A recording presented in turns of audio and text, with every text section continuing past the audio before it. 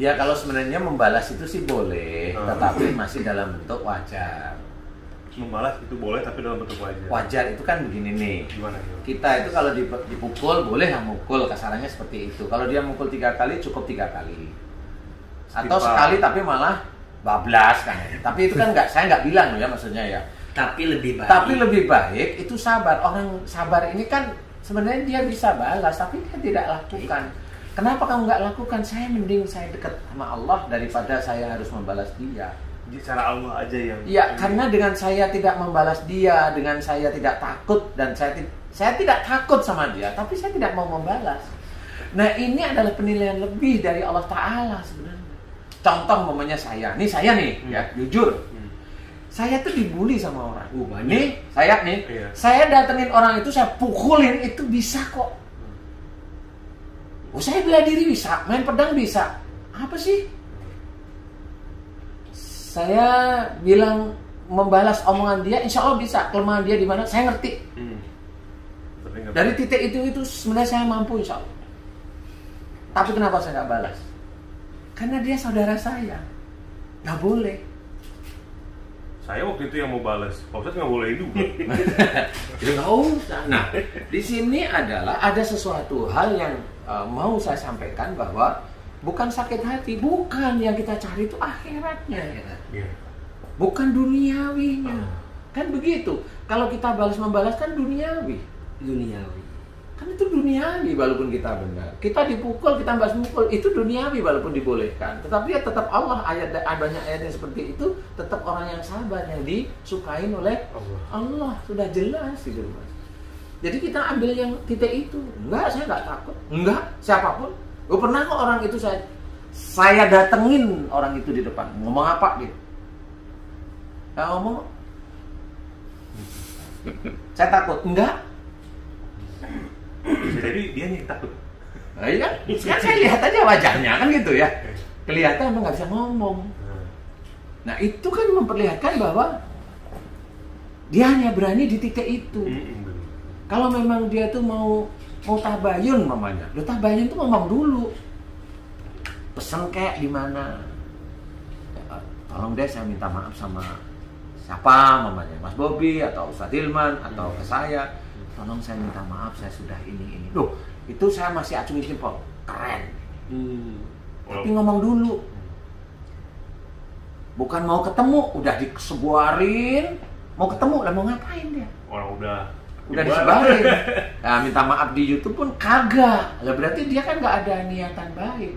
Dia tidak sadar bahwa dia itu sebenarnya merusak saudaranya sendiri. Nah, orang seperti itu sombongnya minta ampun. Gitu. Loh, sombong itu banyak karakternya. Sombong tentang hartanya, ada. Sombong tentang istri yang cantik, ada. Sombong tentang suami yang soleh. Sombong tentang punya suami soleh itu ada. Sombong tentang ilmu agamanya. Ilmu itu kan baru dititipin sama Allah Ta'ala. Ilmu yang hafal itu kan dititipin oleh Allah Ta'ala. Kalau dititipin itu kita baru seperti TV itu loh, seperti komputer aja. Jadi belum bisa masuk diamalkan beneran. Paling yang kita amalkan baru apa? Baru sholatnya, puasanya, ya, ngasih ilmu yang dititipin itu, ngasih ilmu yang dititipin. Kan gitu. Yang ngamalin itu yang gimana? Ya baru sholat, baru puasa, baru baca Quran, itu ngamalin. Nah yang ngamalin yang mana? Kita sering istilah dakwah itu malah yang sabar, yang ini jangan emosional. Nggak taunya dia juga emosional. Loh, tapi dia nggak pernah marah kelihatan ya kan, dia diam marahnya. Gua taunya dia diem itu. Tahu-tahu masuk rumah sakit sesek lah, kan marah disimpan itu. Nah ini orang nggak akan paham, yang paham itu Allah. Makanya diperingatkan melalui musibah-musibah itu. Nah orang-orang itu, orang saudara-saudara kita ini belum paham yang mana sombong. Loh orang baru dititipin ilmu oleh Allah Ta'ala itu ya namanya dititipin gimana sih? Dititipin harta itu kan baru dititipin. Kenapa harus kita sombongkan? Wong titipan harta ini ujian. Ya, ujian dari Allah Ta'ala. Dititipin istri cantik ujian. Dititipin suami soleh ujian. Itu kan ujian. Dititipin oleh Allah Ta'ala ilmu bisa ngerti agama, itu kan ujian ini. Ini harus kita hadapi. bukan mau kita banggain sebenarnya. Iya. Pak Ustadz langsung. Kadang-kadang kita namanya manusia nggak sadar ya suami istri gitu. Kadang-kadang istri saya mungkin depan temennya ya ada Pak Ustadz terucap sedikit tentang saya, menceritain saya gitu ya. Itu entah kenapa setelah itu saya nggak tahu nih. Kalau istri itu mungkin membicarakan saya sama teman-temannya. Begitu pulang, yang tadinya kita baik-baik aja tuh ada aja masalah tuh. Yang bertolak belakang dengan apa yang istri saya omongin sama teman-teman. Emang begitu. Emang begitu. Saya pun begitu. Saya ngomongin istri begini, saya ngomongin istri begini, pulang saya nggak nemuin istri saya omongin ke teman-teman saya. Ada aja masalah itu. Ya itu petunjuk dari Allah Ta'ala bahwa nggak perlu ngomongin yang seperti itu. Nah kalau Mas Bobi udah tahu, itulah petunjuk. Itu hidayah untuk melihat bahwa loh, yang saya omongin itu tadi begini, yang diomongin istri saya begini, kok kenyataannya begini. Itu petunjuk. Berarti petunjuk untuk evaluasi atau muhasabah. Berarti besok-besok jangan seperti itu. Yang harus dilakukan sekarang adalah mohon ampun kepada Allah Ta'ala. Kan begitu petunjuk itu. Nah itu mengamalkan namanya. Kontan gitu Pak Ustadz? Iya begitu. Sebenarnya orang itu, Muslim khususnya, dikasih ujian oleh Allah Ta'ala itu kontan. Cuma orang itu Muslim, saya bilang orang Muslim tidak akan pernah bisa menilai bahwa apa yang terjadi di sekitarnya itu ujian. Orang Muslim, orang yang tahu agama itu nggak ngerti kalau di sekitarnya itu ujian. Contoh momennya kita nih Mas Bobi atau saya punya grup nih, grup-grup agama nih. Kan kalau udah ada masalah itu kan agak grup ini, kan gitu nih. Nah ada grup yang grup sini, wah jelek-jelekin dengan grup sini juga jelek. Akhirnya kan berantem di grup. Kan ada juga orang yang nggak komen di grup tersebut, grup agama tersebut, tiba-tiba keluar. Wah taunya dia jengkel juga sebenarnya, walaupun nggak komen. Diam-diam keluar. Diam-diam keluar marah. Beberapa hari kemudian baru dia sesak napas, masuk rumah sakit. Loh, ini kan teman satu grup. Loh, ini sama. Kelihatannya sih dia nggak tahu. Oh marah berarti masalah kemarin kita ribut. Nah kalau memang kita itu begitu, ini ujian di grup ini saling hujat. Ini ujian bagi yang mendengar. Paham ya? Jangan berantem toh. Nah itu malah bagus ya. Cukup itu kasih tahu. Tapi kalau masih seliuran begitu, udah biarin aja. Cengar-cengir aja kita. Ini orang, walaupun ini grup agama kita nih, grup apa namanya? Islami lah. Grup Islam ya yang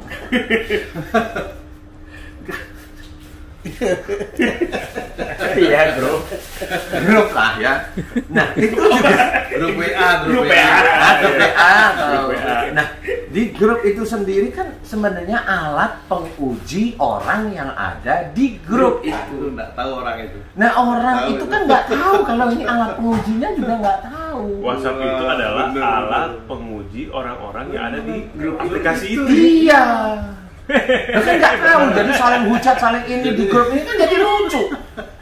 Umpamanya kita sama-sama ngerti agama kan jadi hujat, lah kok jadi lucu sih? Kayaknya kan hebat-hebat ini kayaknya. Loh kok jadi lucu begini? Kan begitu harusnya itu ya udah tenang. Yang kalau masih emosional kan kelihatan. Ini orang umurnya berapa sekian, oh masih emosional normal. Ini orang omongannya begini, umurnya berapa? Wah ini udah lebih dari 40 tahun, 50 tahun. Kok masih marah? Ya normal. Saya anggap normal aja kan manusia, namanya manusia kan normal gitu loh Mas. Nah ini itu harusnya dipikirin gitu. Bukan jadi aja. Ada di grup yang kita sendiri, umpamanya kita punya grup, ini biasa ya grup-grupan itu.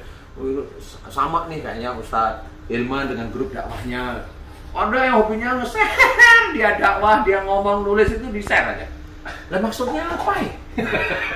Gitu tahu. Kan semuanya kan dakwah semua, dia nge-share punya dia sendiri. Lah itu maksudnya itu apa? Jadi dia sendiri umpamanya nggak cuma dia itu cuma sarjana agama, tapi dia ngomongnya dokter, tapi begitu jadi lucu gitu. Ustaz pernah ngupload siraman kolbu nggak tiap hari itu? Nggak pernah. Saya nggak pernah. Saya itu malu malah. Malu saya itu. Makanya bukan apa-apa ya, saya malu gitu loh. Kecuali ada yang yang WA japri gitu. Kalau di grup itu malu. Personal gitu ya. Iya. Jangan kecuali di YouTube ya. Jadi Instagram itu kan umum jelas, gitu kan. Ya, umum ya kita umum. Orang bisa mendapatkan manfaat. Ya, umum ya umum. Umum apa yang orang itu membutuhkan itu ya kita jawab di Kita situ. share. Kebaikan. Umumnya umum, gimana sih orang itu bisa asam urat? Emang banyak ada tuh yang bisa jawabku. Asam urat dari mana? Kan nggak bisa yang asam urat dibacain ini bacain, nggak bisa. Paling karena emping udah jawaban.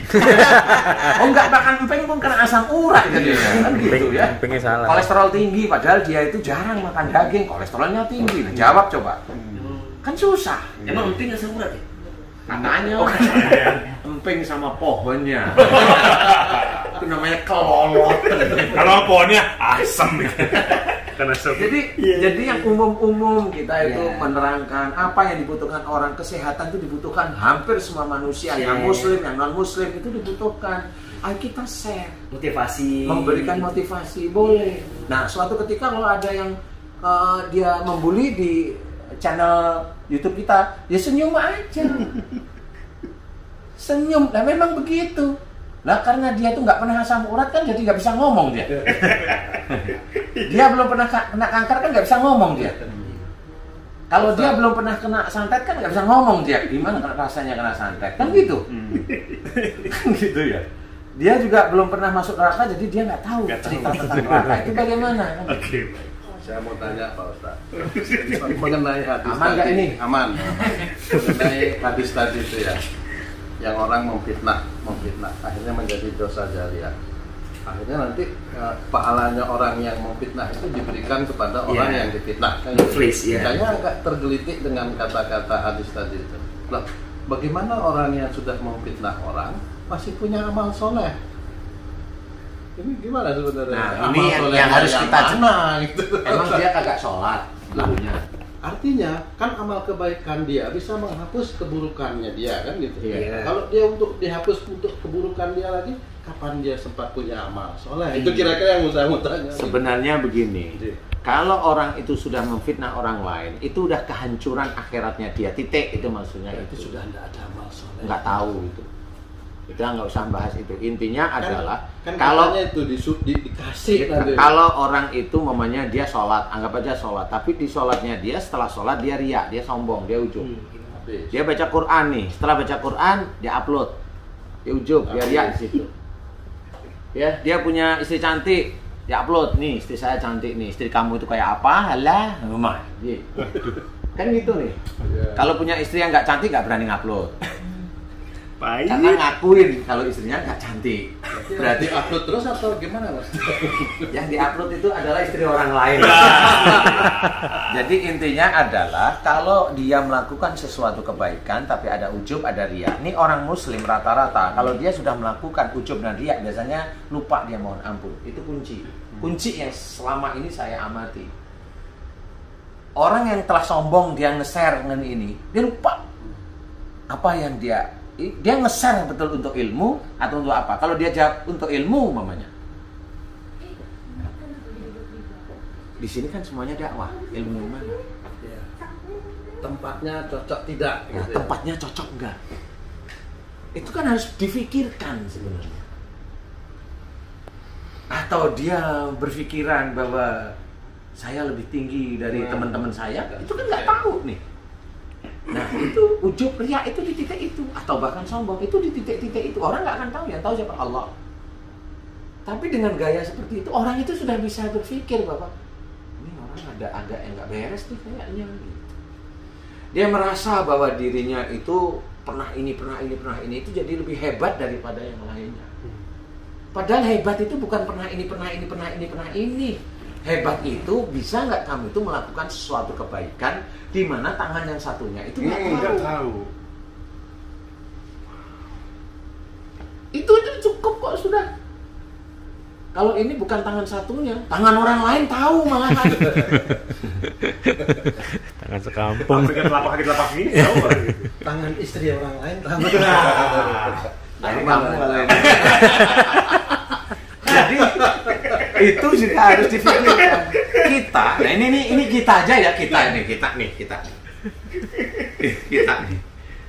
Kita itu nih kadang-kadang kalau sudah sering masuk TV, itu di dalam hati dan pikiran, pingin sekali cerita.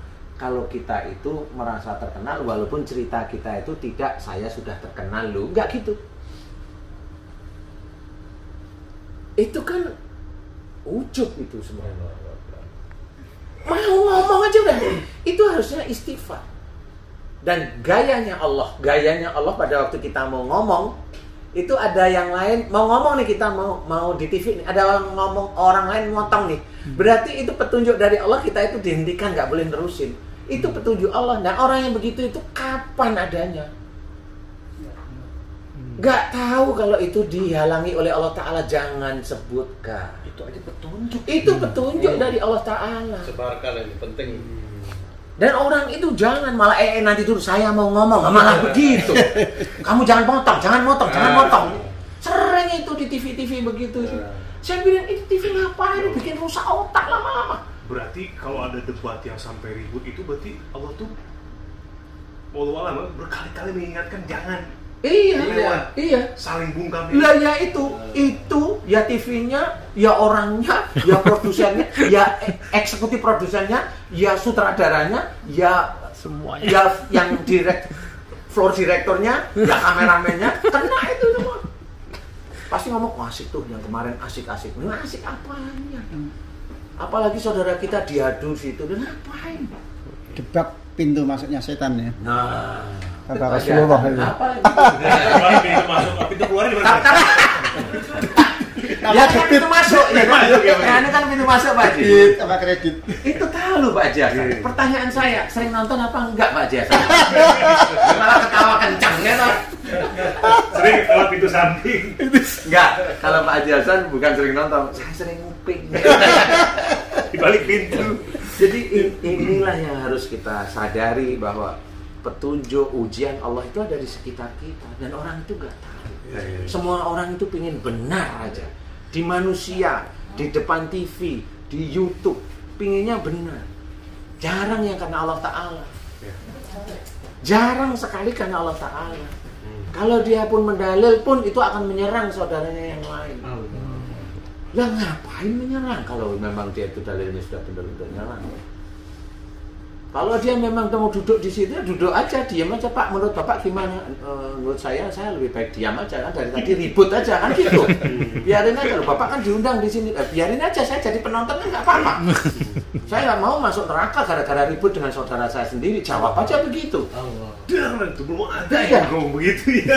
Saya kan takut juga masuk neraka. Iya. Emang antum masuk neraka? Mau? Ya, pasti jawabnya nggak mau. Ngapain debat di sini? Nah ini maksudnya itu mengingatkan. Makanya saling debat dengan satu saudara itu kalau bisa jangan. Tutupilah aib saudaramu sendiri. Masa kayak makan bangkai saudara? Itu begitu sebenarnya. Iya. Dan itulah yang aplikasi mengamalkan ayat demi ayat itu ya begitu. Walaupun dia hebat tapi dia nyerocos ya. Dia kan hanya hafal di sini, aplikasinya nggak ngerti. Dia hanya merasa benar dengan ilmunya. Ilmu itu baru dititipin Allah, belum yang lillahi ta'alanya. Lillahi ta'ala itu banyak hukum yang harus dikerjakan. Menutupi aib saudaranya, tidak mau berantem dengan saudara, kan banyak yang harus dikerjakan. Nah, itulah salah satu yang harus kita ketahui. Jangan sampai kita itu bentrok, apalagi sama seiman. Itu malu lah kita itu ya. Yang paling suka itu dajjal. Iya, makanya saya nggak mau, karena sudah tahu kalau yang begitu-begitu yang suka itu dajjal. Saya nggak mau yang begitu. Kenapa? Ya, saya nggak mau dimasukin anak buahnya dajjal juga. Ya harus dijaga yang begitu-begitu. Ya Allah. Alhamdulillah nih Pak Ustadz. Mudah-mudahan lewat obrolan ini banyak orang bisa memahami arti yang terzolimi dengan yang cari untung dari dia ingin dizalimi kan beda ya. Itu satu. Kedua, klarifikasi yang tadi seperti apa? Kayak mamanya dia menjalimi dirinya sendiri. Contoh nih ya. Mamanya, Mas Bobi ngapain nge-vlog sama saya, sama monyet mamanya, atau sama kerbau? Bener saya ngomong bahwa saya itu kerbau.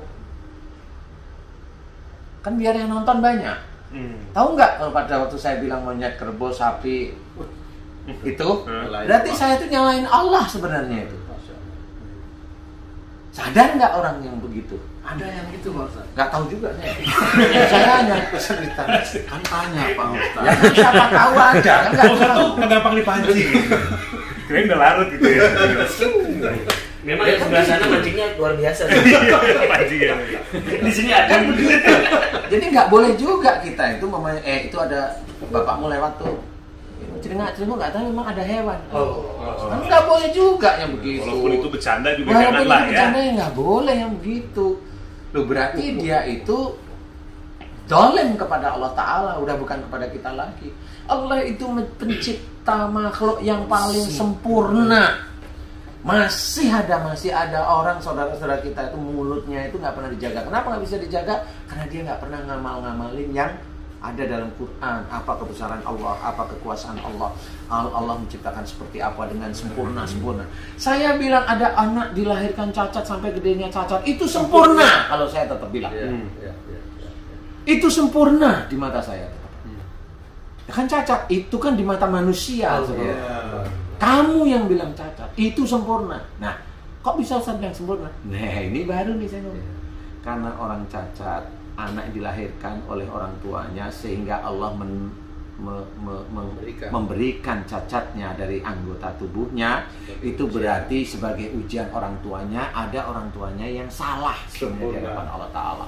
Nah, dengan adanya orang tuanya salah, dilahirkan, diizinkan oleh Allah Ta'ala seperti itu, Allah mengingatkan, itu ujianmu karena dulu kamu pernah mendolimi orang tuamu sendiri. Itulah rasa sayangnya Allah terhadap orang tua yang punya anak yang diizinkan oleh Allah Ta'ala cacat. Sempurna kalau saya bilang. Selama dia sabar menerima itu. Selama dia sabar, karena pada waktu dia ngejek orang tuanya juga dia nggak pernah sabar. Berani aja dia. Ini orang nggak pernah dibahas, emang nggak pernah ada yang dibahas. Padahal itu sempurna, saya bilang itu sempurna dari Allah Ta'ala. Kan begitu juga ayat Ustaz. Bisa jadi sesuatu yang kamu anggap buruk di mata Allah itu baik. Nah, iya. Yang kamu anggap baik nih, bisa jadi di mata Allah itu buruk. Iya, memang harus seperti itu. Makanya dengan seperti itu, kita kalau mau mengamalkan ayat tersebut, nggak boleh menjelekkan makhluk Allah. Apapun ujian, skenario hidup, apapun. Iya, nggak boleh. Terima gitu ya. Terima dengan lapang dada. Nah, kan susah. Apalagi cuma dipotong-potong videonya, disebarin beda. Demam semua. Pokoknya yang pertamanya kenceng ngerasain deh. Biasanya gini loh, yang paling gampang itu sebenarnya petunjuk itu akan diberikan oleh Allah Ta'ala. Salah satunya kita doa di dalam surat Fatihah. Ya, betul. Ihdinas siratal mustaqim. Itu sudah jelas itu. Minta petunjuk. Sebenarnya setiap kali kita itu di dalam rumah, itu petunjuk Allah itu banyak. Walaupun dalam rumah. Dalam rumah itu banyak. Kayak Mas Bobi ngomongin istri tentang begini tadi, istri ngomongin Mas Bobi tentang nggak tahunya. Nah, itu kan petunjuk sebenarnya. Tapi bagi orang-orang Muslim nggak ngerti. Dia nonton TV, ada sesuatu yang dia itu begini, ya sebenarnya petunjuk di TV itu ada perilakunya dia. Yang dulunya dia itu jarang nonton TV ada yang mirip dengan dia, itu petunjuk, nggak dia lakukan. Nah, itu membuang petunjuk dari Allah Ta'ala. Padahal dia itu minta petunjuk kepada Allah, itu minta petunjuk setiap saat, minta petunjuk, dikasih petunjuk jalan dari rumah menuju MNC, itu banyak petunjuknya. Sudah di MNC, kita ada di ruangan VIP, ada petunjuknya macam-macam. Udah di VIP, nanti di panggung, ada petunjuknya macam-macam. Ini plastik kebukan petunjuk Mas. Petunjuk untuk dimati. Masya Allah. Nah, nanti kalau sudah selesai di panggung kita, ada petunjuknya juga. Apakah kita selesai itu dengan bangga atau kita selesai tetap tawadhu, itu petunjuk dari Allah. Nah, itu semuanya petunjuk semua. Nah, kalau kita memang belum bisa, ya itulah, kita hanya mampu belajar dulu, tapi belum memahami. Ya, mudah-mudahan kita menjadi orang yang bisa memahami dan Amin. mengamalkan. Amin. Ya, Pak Ustadz, terima kasih Pak Ustadz penjelasannya, barokallah. Terima kasih bisa jadi pembelajaran untuk kita semua. Amin. Nantikan video-video selanjutnya dengan tema-tema yang lebih dalam lagi. Mudah-mudahan bermanfaat semuanya. Terima kasih untuk teman-temannya dari Pak Yasan, dari subscribernya Ustaz juga ya, seluruh saudara Official Channel. Terima kasih Ustaz Imam, Pak Uri, makasih. Ya, semuanya sehat selalu, semoga senantiasa dalam lindungan Allah Subhanahu wa taala. Assalamualaikum warahmatullahi wabarakatuh. Waalaikumsalam.